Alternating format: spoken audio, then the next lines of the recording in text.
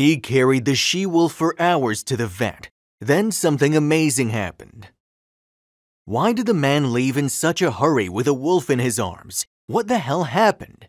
Van lives in a rural town in Alaska. He was born in this town and he spent most of his life here. In his childhood, Van's parents often took him to play in the surrounding forest, and their family would take a few hours to walk in the forest. This is the happiest moment when Van and his parents go out, although wolves often appear in the forest. Van is not afraid at all. In order to track the elusive wolves, he always spends hours looking for the trail of animals, trying to see the real appearance of wolves, who only hear their voices but see their bodies. For some reason, Van thought they were among the most beautiful animals he had ever seen. As Van grew up, although he reduced the number of good times spent in the forest with his parents, he never lost his love and curiosity about the forest. Every night he would still sleep listening to the wolves howling at the moon. Until he was old enough to college, Van did not forget all the adventures of those years. During his years in college, he met a young girl who won his heart. They went to the same university, and they were attracted to each other's characteristics. After college, they started dating and they had a job that seemed to pay well. Later, after discussing it, they decided to move back to Van's hometown. And in the near future, Van married the girl, and they soon had 2 lovely sons named Jack and Thomas. Van's favorite activity has not changed in so many years. He likes to go for a walk in the forest with his sons, just like Van's parents did before them.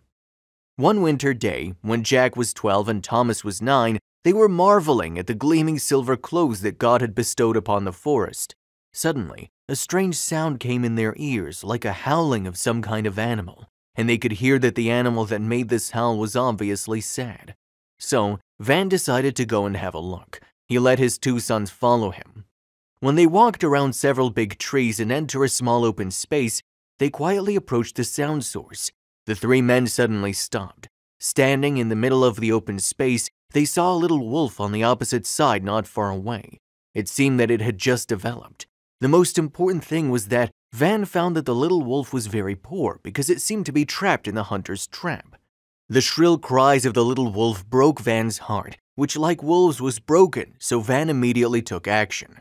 He approached the little wolf slowly. When the little wolf growled at him, he stopped as if he were lowering his voice and communicating with the wolf. At the same time, he climbed closer to the little wolf. When it was close enough to the wolf, Woody could touch the fur of this poor animal. Once again, he told the wolf in a special way that he just wanted to help it. Surprisingly, the wolf suddenly stopped roaring and began to lick Van's hand. It obviously felt that the person in front of him didn't want to hurt it. The wolf gradually calmed down and began to converge his lost face and release his fragile side. On the other side, Van looked at the trap where the wolf was. He felt very glad because it looked like a simple trap, but Van's expression turned complicated. He was particularly worried about the injury of the wolf now. In order to avoid accidents, Van told his sons to stand back, because he decided to do a very dangerous thing. The sons obediently stepped back, still staring at their father's big project, while the little wolf cast an eager eye. It turned out that Van was trying to open the trap with the tools he carried with him, trying to rescue the trapped wolf. The development of things lived up to expectations, and Van finally opened the cage to trap the little wolf and released the little wolf. However, the next scene is different from Van's thought. He thought that the frightened little wolf would run away immediately. On the contrary, the little wolf did not move half a step, but continued to lie in place, whining incessantly, and his poor appearance made people sympathize. What Van was worried about happened after all. He can't let a baby milk wolf die when it gets hurt. Van couldn't do such a thing. He did the only thing he could think of. He picked up the wolf first. This scene shocked Van's 2 sons. Although it was still a wolf and injured, its danger was immeasurable. It could make Van easily in danger, but nevertheless, Van held the wolf and told his sons to go home quickly so that he could take the wolf to the vet. Surprisingly, the little wolf was quiet from beginning to end. After walking for several hours, they finally got out of the forest. Van first sent the children home safely and then rushed to the nearest veterinary hospital with the wolf. However, everyone seemed surprised. They thought it was a dangerous animal, but after Van's repeated insistence, the veterinarian finally agreed to treat the injured wolf. Van, on the other hand, always comforted the poor little guy. After examination, the doctor said that he only needed to give him some food and water before he could be sent back to the forest. So Van took the wolf home and took good care of it. After the wolf got better, he sent it back to the forest. The three men stood at a safe distance and watched the wolf drift away. During this period, the wolf turned around as if to thank them for their help. Finally, the wolf disappeared into the forest. A few years later, another winter, the children went into the forest to play. Perhaps they enjoyed themselves too much. When night fell and they wanted to go home, they found that they couldn't remember the way home. They were afraid of being trapped in the cold forest in the middle of winter. The two try to find their way home, but the results are always unsatisfactory. Disappointed, the two boys sat on a log and huddled together to keep warm. Then the boys found a pair of eyes on the tree in the darkness, and they were even more frightened. But at that moment, the eyes came closer slowly, and they immediately recognized that it was the little wolf that they had saved. When the wolf smelled the boys, its tail began to sway gently. After that, the wolf touched the boys gently and motioned for them to follow. The wolf began to walk back through the forest and stopped from time to time to make sure that the two children followed. About 30 minutes later, the boys saw familiar sights, familiar lights, and heard the familiar voices of their families. It turned out that the wolf safely sent the boys back to their parents' arms. Van was amazed at what had happened. It was the wolf who saved the children. Van thanked the wolf, who seemed to respond, and then he disappeared into the forest. This may be a causal cycle. If Van hadn't saved the wolf and released it, maybe his two sons would have some dangerous experiences. This also corresponds to the old saying, good is rewarded with good.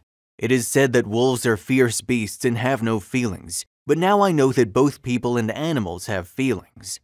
There is a saying widely circulated, if the wolf turns back, there must be a reason, either to repay the kindness or to avenge it. The wolf is an animal with distinct grievances. If you treat it, it will be grateful. If you hurt it, it will take revenge.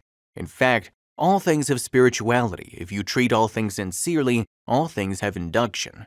Therefore, we should be kind to animals, and it is everyone's responsibility to protect wild animals. Another shocking moment. A woman stood in a cold-protected area. Not far away, several vigorous and ferocious figures appeared. It turned out to be a wolf. Unexpectedly, however, the wild wolf not only did not regard this woman as a prey, but also played with her intimately and coquettishly. What the hell was going on here? This happened more than 10 years ago. The woman who played with the wolves was called Lizzie. She was an animal lover when she was young and loved nature and harmony. In order to live with her favorite animals, she decided to become an animal breeder. The job was dangerous and hard for her. She was very happy to be able to live with these animals every day. One day, Lizzie suddenly heard a faint cry on the nature reserve.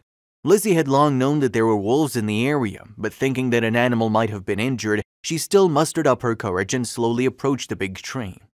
She saw a she-wolf lying under a tree, making small noises like moans from time to time.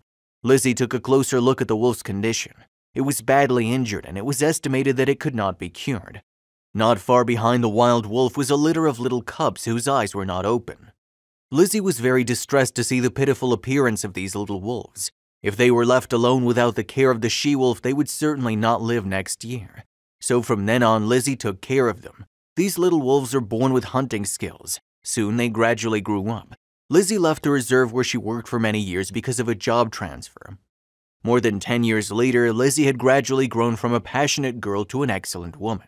She took advantage of the holiday to return to her hometown. The sanctuary was as silent as ever. At this moment, a group of sturdy wolves ran out of the woods in the distance. They recognized Lizzie at a glance.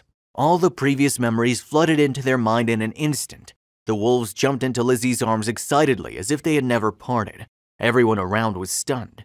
Many people thought the wolves were going to eat people, but no one knew they could be so close. Although the pack of wolves now had become the king here, in Lizzie's eyes they were still the small and helpless group of wolves that were rescued back then. Most people think that wolves are murderous and cold-blooded, but many don't know that they are united. They will be grateful and can remember the help of the outside world for a long time, and are willing to express sincere gratitude. Similar things happened elsewhere. While patrolling woods, the ranger found a wolf struggling in place. How was this going? The man took a closer look and realized it was a wild wolf who accidentally stepped on a trap in the woods. The wolf was struggling to get rid of the bondage and pain under its feet. The wolf saw the man and guessed that he might have come to hurt it. However, its companions did not come, so it sat alone. Seeing how this graceful beast of the jungle was, the man called his companion with tools and decided to help it out of the trap. After all, this was a wild wolf, so the man was very cautious. What do you think?